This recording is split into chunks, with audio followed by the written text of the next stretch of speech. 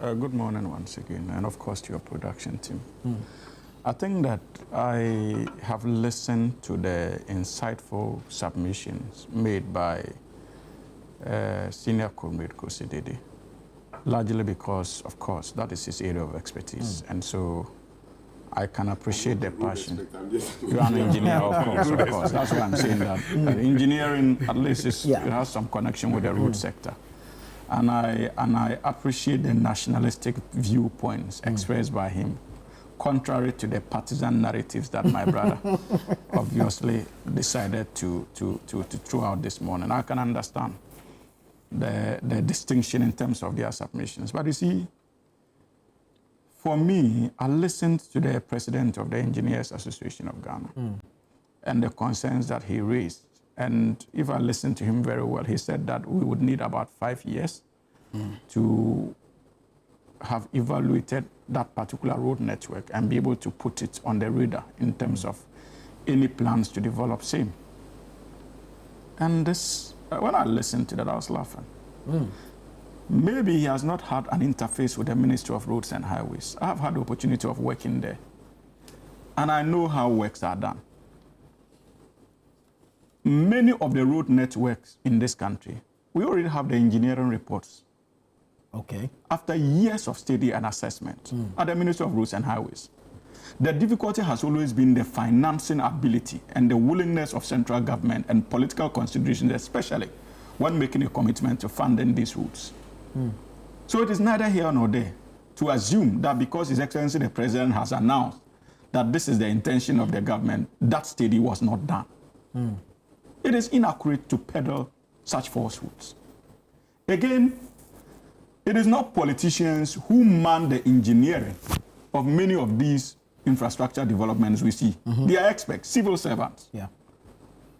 The onus is on the politician to find the financial muscle to be able to see the project through. So it is not as if President Mahama sat down and designed a model and sought to impress that on the expertise, on the experts on the field. Absolutely not.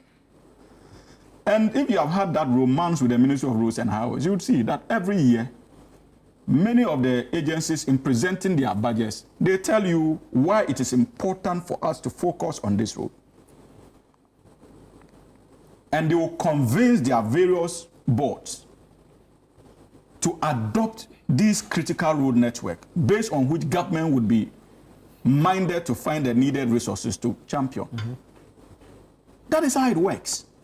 So don't think that this is just a brainchild of His Excellency President Mahama. It probably would have been on the decks of the Ministry of Roads and Highways civil servants for years. And on a yearly basis, they engage in lobbying political appointees to get the project started. Maybe they have gotten in touch with His Excellency President Mahama, and he has seen sense in this particular project and decided to partner them or to support them to implement it. That is how it works in the roads industry. So if the engineers are at the Ministry of Roads and Highways, mind you, they don't recruit just anybody. And many of the workers at Ministry of Roads and Highways are members of the Engineers Association of Ghana. They are fully paid up members. And it is based on their expert advice that government functions, especially when it comes to the road sector. So if they have done their work and they have made recommendations to the executive and the executive deems it appropriate to push through such recommendations, what is wrong with that? How is it an initiative being rushed through by His Excellency the President and the NDC government? How? So when I listened to him, I felt that it was an indictment on his own members who work at the Ministry of Roads and Highways. Do you have another look? When they said that they were doing the Tamale dualization, the Tamale, what was it called, the highway, the interchange or whatever, that joke of an interchange they placed in Tamale. Before we left office, that was not the original plan. That was not what the engineers at the Ministry of Roads and Highways planned. And when many of them started speaking out, they were given tribal branding. And so they decided to keep quiet. But the original plan is there. So until I'm told that what President Mahama is saying is contrary to the original plan, I think that the only reasonable thing for us to do is to try to understand the decision of the experts in trying to more or less modernize the initial dualization plan into an expressway. Will it be part of the existing dualization and plan? So these are the questions. It will be distinct. It will be separate. Expressway. So these are questions we should be asking. How they intend to roll that out. Exactly. And how it fits within the entire engineering model.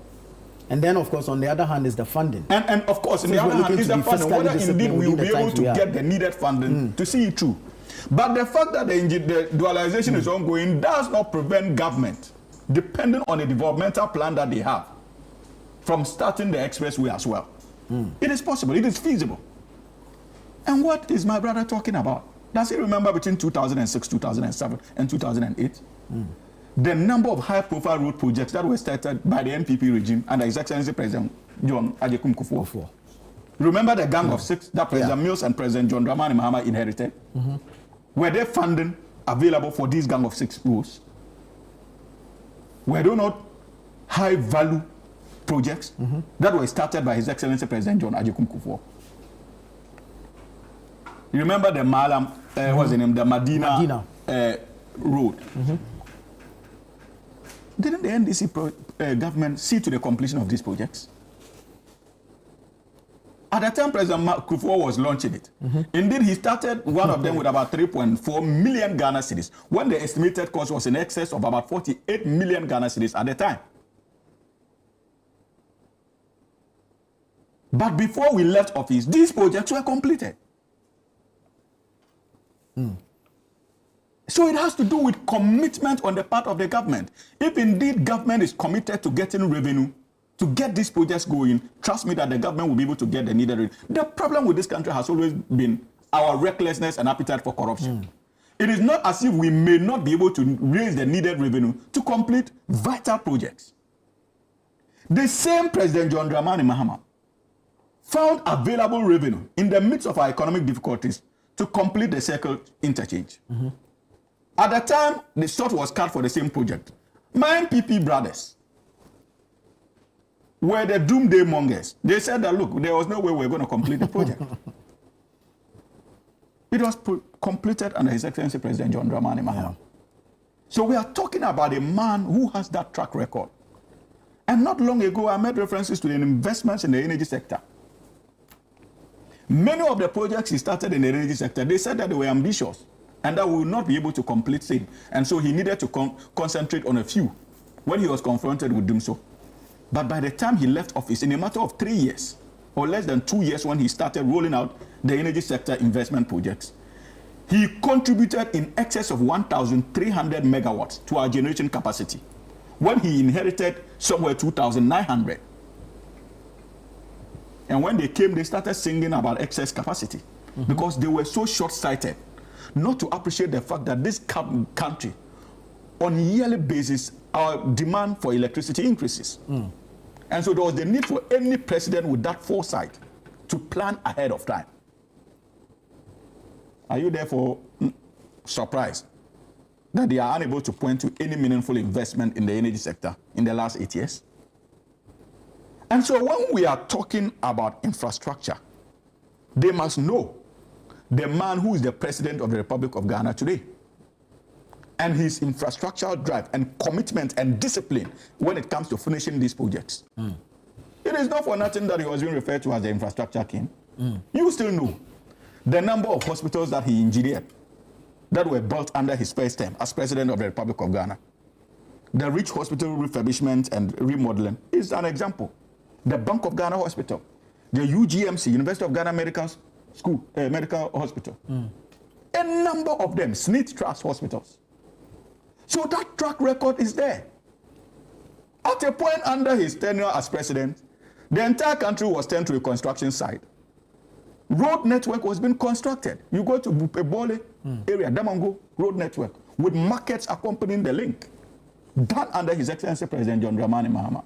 Because this is a man who appreciates the economic relevance of road infrastructure. Right. And so if he says that, look, there's the need for us to support the Ministry of Roads and Highways to get this expressway through, it will be legitimate for you to be asking about issues of funding. And I would associate with you when you make these demands. But it does not mean that because a dualization is already ongoing, we cannot also consider the possibility of an expressway. Maybe in the opinion of the experts, they want to go through the entire process at the same time.